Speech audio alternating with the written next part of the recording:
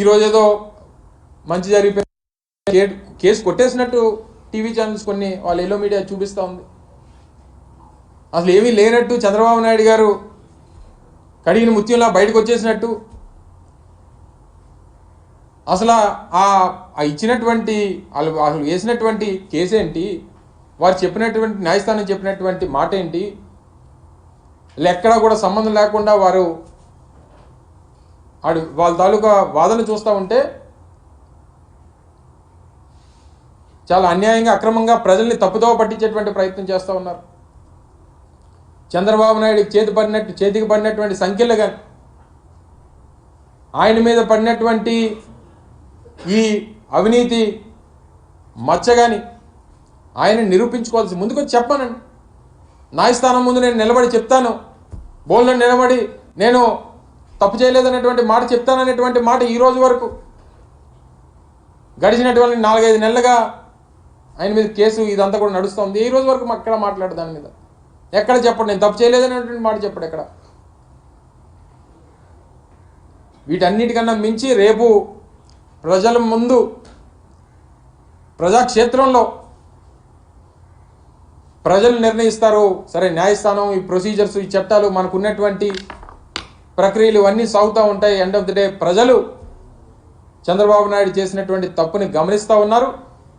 తప్పకుండా ప్రజాకోర్టులో మరొకసారి శిక్ష పడేటువంటి పరిస్థితి దగ్గరలో ఉంది అనేటువంటి మాట ఈ సందర్భంగా మీ ద్వారా మరొకసారి తెలియజేస్తా ఉన్నాం.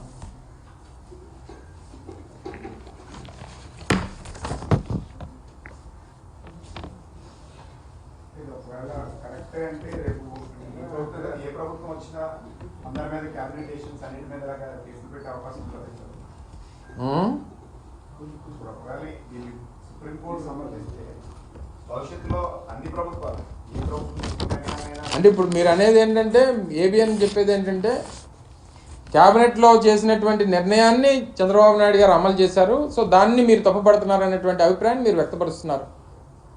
అలా క్యాబినెట్లో వారు పెట్టినటువంటి దానికి స్కిల్ స్కామ్లో జరిగినటువంటి ప్రక్రియకి ఎక్కడ కూడా సంబంధం లేదు, టోటల్గా డీవియేట్ చేసినటువంటి కార్యక్రమం చేశారనేటువంటిదే మేము ప్రభుత్వంలో ఉన్నటువంటి మా దగ్గర ఉన్నటువంటి రుజువులతో సహా అనేక సందర్భాల్లో చెప్పాం.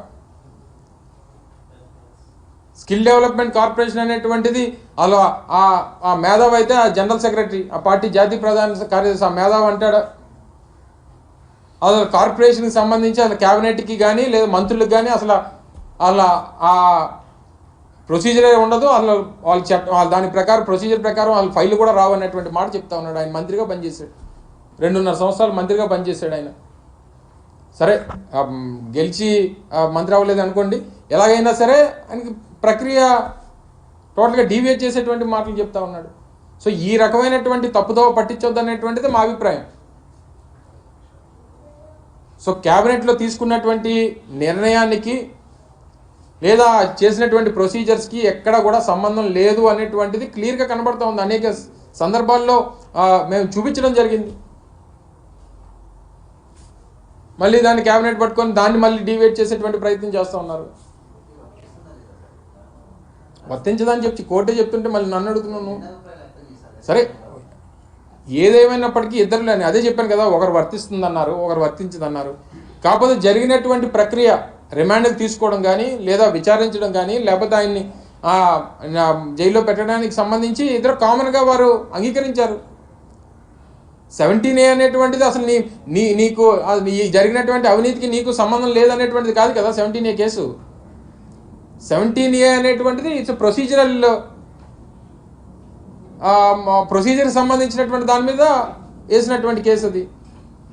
చంద్రబాబు నాయుడు గారికి కేసుకి స్కిల్ స్కామ్కి సంబంధం లేదనేటువంటిది ఆ సెక్షన్ కానీ లేకపోతే ఆ కేసు మీద వేసినటువంటిది స్కాష్ కాదు కదా.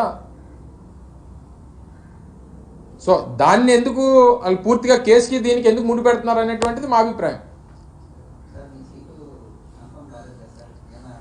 ఎందుకు మీకెందుకు గౌరవపడుతుంది, మీరెందుకు గౌరవపడుతున్నారు? నాకు లేని గౌరవం మీకెందుకు? 3 కాకపోతే 4, 4 కాకపోతే 5, లేకపోతే వాళ్ళు సీట్ లేకపోతే పార్టీకి పనిచేస్తారు. మొదటి నుంచి చెప్తున్నాను కదా, మీకెందుకు నా గురించి గౌరవం మీకు? అంతే కదా. కొత్త పార్టీలు కొత్త వాళ్ళు అందరూ వస్తున్నారు కదా, వాళ్ళందరూ చూస్తున్నాం కదా. వాళ్ళు ఏమని ఏపీపీ